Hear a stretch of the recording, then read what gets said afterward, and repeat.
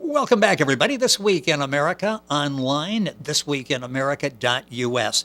The moving book, The Jew, is based on real-life events that took place in the historical pivotal years, 1967 through 69, amid widespread student protest in Europe and America, the invasion of Czechoslovakia by the Soviet Union, the Vietnam War at its height, the socio-political turmoil in Poland resulting in several thousand Jews fleeing the country, The Jew, the deeply personal and harrowing survival story of a Jewish teenager and his mother, written by Dominik Poleski, our guest on today's This Week in America. Dominik was born in 1956, raised in Poland in a small town near the border with the former Soviet Union, where the action of the book takes place. He lived there with his parents and two brothers until the age of 15, when the family was broken up and dispersed, with his parents leaving the country, leaving three sons behind. In the late 1970s, Dominik moved to Canada, joining his parents and brothers.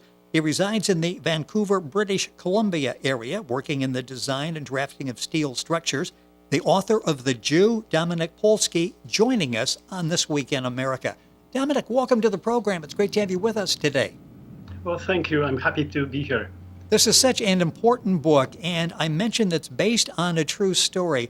Let's go back and talk about the inspiration for the book. This obviously has been on your mind for a number of years. When and why did you decide, I need to write this story and share this story with the world? About 4 years ago, I've been carrying this story for about 50 years, and about 4 years ago, I decided to do something about it before it'll be too late, before I'll start forgetting things, and it won't be a true story anymore, but possibly just my imagination. I was afraid of that, and on top of that, it was such a unique story because my life was intertwined with the life of the protagonist, Alek Brodski, in the book, and his mother to a certain extent. So I wanted to write the story down, and so it just doesn't disappear with my life, and Yes. some. Well, this is an important story, as I mentioned, and you say I was personally deeply affected by events that I had seen unfold in front of my eyes. Talk about the impact these events had on you, because this is something that really you've carried with you throughout your lifetime, haven't you? Yes, I have, and fortunately, I was able to remember all those things that happened. Although I was at such a young age, even at the age of 10 or 12, I started to ask questions and question the system that was in place there at that time, which is the Communist Poland, and the ruling party, which is called a Socialist Party, but it was more like a hardcore communist, totalitarian state. And even at that early age, I started to question the system where everything was literally denied, forbidden. People lived in misery. There was no opportunity. The poverty was rampant. There was widespread antagonism between different groups, widespread alcoholism, and overall unhappiness. And at the same time, there was so much daily propaganda in the official news, in the official media, directed at the West as the decadent West, decadent imperialism, and our system is so much better, and our system is the future of the world. And so I questioned that and carried those stories with me. And personally, somehow I happened to be at the right place at the right time with the protagonist, Alek Brodski, the Jew. And so I witnessed what he was going through. And somehow it affected me because his life story kind of resonated with me, because I was also I saw myself in him to a certain extent. So the book is partially autobiographical account of those years, and I zeroed in only on 2 years, 67 to 69. What's interesting in the book is you get a real sense for what life was like there. You mentioned a life of misery. That was certainly the picture that was portrayed in my mind as I'm reading this.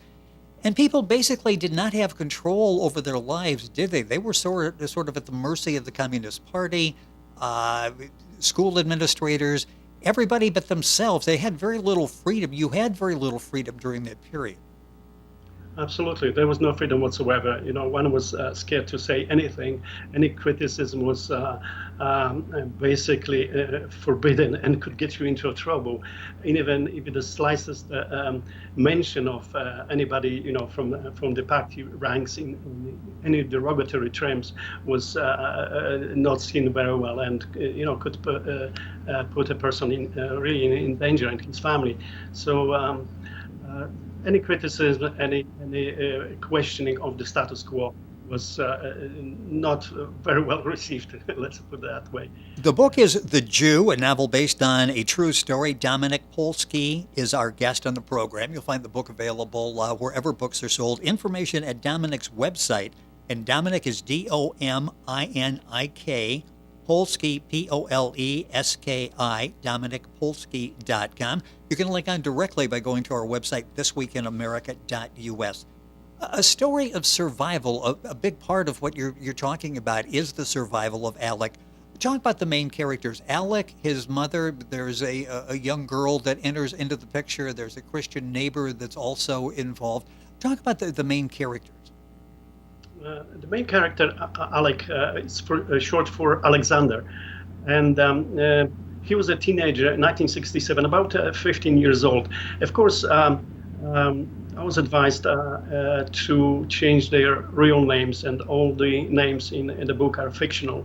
And although probably many of those people still lived in that small town, nevertheless, he was going through trials and tribulation in his own life as a teenager growing up there. But I've seen a couple of times when he was beaten up on the street and roughed up and called names and related to his, of course, the Jew, or even worse, the F Jew, and he was pushed around. And so as a result of all that, he tended to keep to himself. He was working somewhere, less frequented areas. He was avoiding traffic. He was always kept his head down and kept to himself. And he was a very, very unhappy child. Although sometimes when I saw him on the street and was passing by, I was intrigued. Because there was from time to time there was a faint smile that appeared on his face, and I was curious why. Is it something that he knew, or what was on his mind? And but because I could relate to him, because I was also bullied on the street of that town. I was different too. I somehow, because I was always a loner, a withdrawn kid, and rather small, scrawny. So I in a way, I saw him myself, and because there was a age difference between us about 2 years. I was about 2 years younger. Of course, I wouldn't be his friend, but nevertheless, that was my wish, if I could have been his friend. Yes. Now, Alek and his mother were basically the only two Jews in the community, the only two known Jews in the community? That's right. They were two known Jews who openly admitted to it at some point, and living in this dilapidated housing complex, and were assigned a small flat by the local authorities, and lived there in utter poverty. There was basically just nothing. There was a fight for survival every day, and I'm sure there were days that they had nothing to eat, because like many people in that small town. And besides his mother Zofia, she was also faced some discrimination. She faced some anti-Semitism in that small town, and I've seen it myself. At one time, when she was in a dairy store, and she was somewhere in the crowd. There was no lineup, just a throng of people pushing towards the front counter. And all of a sudden, there was this wave of people. They were mostly women. Someone pushed someone else in like a domino effect on that Jewish woman, and she almost fell, and all of a sudden, when she turned around and startled what was happening, they started laughing. This type of things, little things, but certainly made their life miserable. In the book, The Jew, we follow their desperate attempts to try to get a better life, including at one point trying to emigrate to Israel. That didn't work out, though, did it? No, it didn't work out. The authorities there in the county town, in the district town, they were omnipotent. They were like gods. That was the system from the top down. They could basically give you a hand and help you or destroy your life. And they were in no mood to help Mrs. Brodski to emigrate, and she was refused the passport. But at the same time, she probably didn't know how to play the game. And the game was kickbacks. Kickbacks were just prevalent. You know, whatever you wanted to have done, you had to have hand an envelope stuffed with cash to whoever you were doing business with. You know, so that was the norm, and she didn't know that was it. You know, but nevertheless, she left it at that, and she was unsuccessful to obtain the passport. No one at that time, citizens were not allowed to keep passports. Were only given passports when permitted to go somewhere for one time. Interesting, because they made a decision, a very difficult decision, which was to have Alek baptized in the Catholic Church, take Holy Communion. Talk about the decision and the impact of that decision on their lives. Oh, it was a very, very heart-wrenching decision for them. It was something unthinkable. For a long time they struggled with it. They just couldn't accept, you know, for a Jew to become a Christian, especially a Catholic Christian, was something unthinkable, something that would have never crossed their minds in normal circumstances. But that was not a normal country. That community was not normal community. Everything about it was twisted in some ways.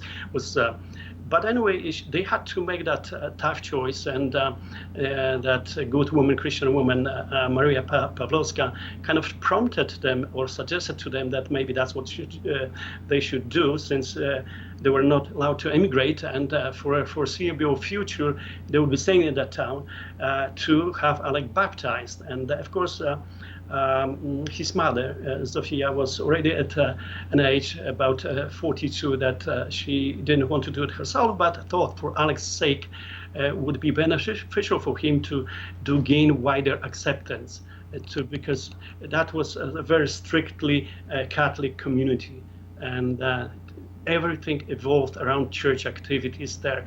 And Catholic Church was the second source of power, and very influential. So they thought by having Alek baptized and him going to so-called religion lessons, or as it is called here, Sunday classes, was something that would give him that inroad towards acceptance, towards friendship, and possibly happiness in that town, and he would be free of future harassment.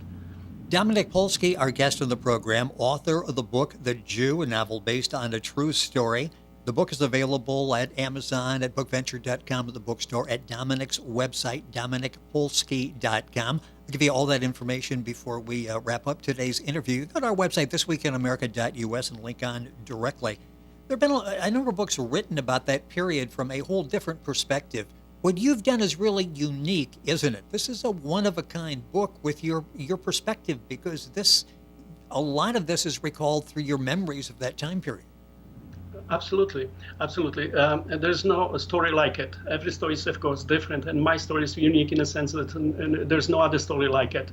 And it's, in a way, it's very interesting because it happened in a very crucial, pivotal years in world history, not only Polish history, European history, also American history, because somehow those two countries were related to each other, or although so distant. You know, there was upheaval all across the world during those years, 1967 to 1969. Dominik Poleski with us on the program. Time going by all so quickly. As I'm reading this, I'm thinking this book is still relevant today, isn't it? A number of the topics you address, we see in news stories today. Yes, I think it's very relevant today. The world is going through a transitional period at this time. You know, there's the anti-Semitism is on the rise, and intolerance and prejudice and aggression, and there's a big division between Christian world and Muslim world, and there's rampant discrimination, racial discrimination, and along ethnic lines, and all across the world, not only America, but Europe as well. But especially in the last 2 years, even in America, everything came to prominence. And all those things I've just mentioned are very right here. It's happening before our eyes. And so this is very relevant, I feel, even today, even much more so. And as I said, the world is in its transitional stage, and who knows how it's going to turn out 5 years or 10 years down the road. It's interesting. Yes, a couple minutes left in the program, and the aggression once again of the Soviet Union. We see the Soviet Union through your perspective, which sort of reinforces what many of us might have thought were stereotypes about what living under Soviet rule was like. We see through your eyes that in many cases that's exactly the way that it was. Does that concern you when you see the Soviet Russia now getting a little more aggressive in taking more territory, getting a little bit more bold on the world stage? Absolutely, Russia should never be underestimated and should never be left, unchecked. Russia, throughout its history, was a country of conquest. They were on constant prowl for new additions to their territory. That's how they gained such huge mass of land. And they were on constant, ever since the inception of that country, they were constant on a prowl for a continuous conquest.